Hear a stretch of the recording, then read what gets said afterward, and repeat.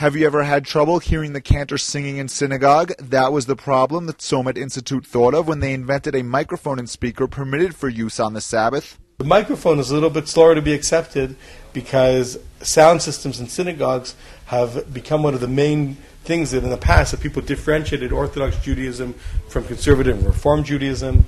But slowly but surely this gut reaction, the microphones can't be used, is changing, and it's already used in about 20 synagogues, Orthodox synagogues in the United States. The Tzomet Institute, based in the Alon Shvut settlement of the Gush Block, creates or modifies products that merge the principles of Jewish law with modern-day life.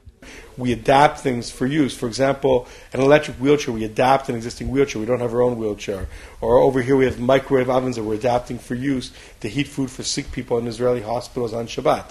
Like similar lamps that have been sold for many years, Tzomet created a lamp containing a cylinder that can cover or uncover the low-heat halogen light bulb, thereby simulating turning on or off a light without breaking any of the rules of Sabbath.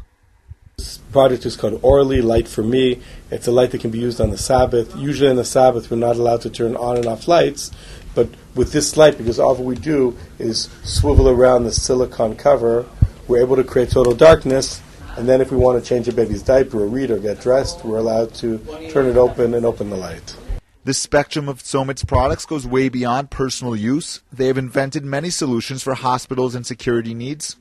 It is their metal detector that sits at the entrance of the kotel and was built in a way to minimize the breaking of Sabbath laws. However, products like the metal detector and a special pen whose ink disappears after a few days are only allowed to be used in a circumstance relating to securing someone's life, like in a hospital or a security check, and are still prohibited for use in regular situations. And in the case of great need for save someone's life or security, when we just want to limit the amount of desecrating the Sabbath, because Sabbath is so important to us that when we are forced to desecrate it, we want to do it as little as possible. So we do it in a way that when we write, the ink will disappear after the Sabbath. After the Sabbath. So I can write whatever I want. Shalom. And then after a few days, this ink will evaporate just like the juice will dry and disappear and be like it never existed.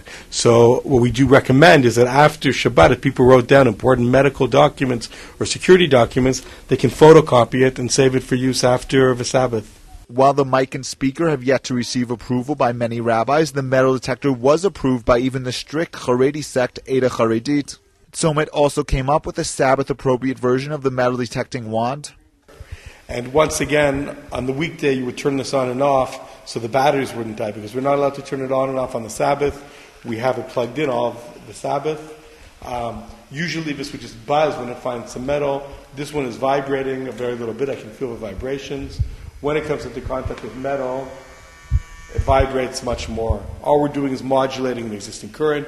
We're not creating anything new. We're not building any circuits, and obviously there's no fire. To come up with the products, engineers from top schools worked together with a team of rabbis who supervised the aspects relating to Jewish law. Look, I don't think that God wanted people to suffer on Shabbat. He wanted people to enjoy Shabbat. V'kartam l'Shabbat oneg.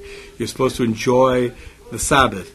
So what we're allowed to do. Making Shabbat too easy because now you can read or change a baby's diaper doesn't seem to be something that really changes the nature of Shabbat at all.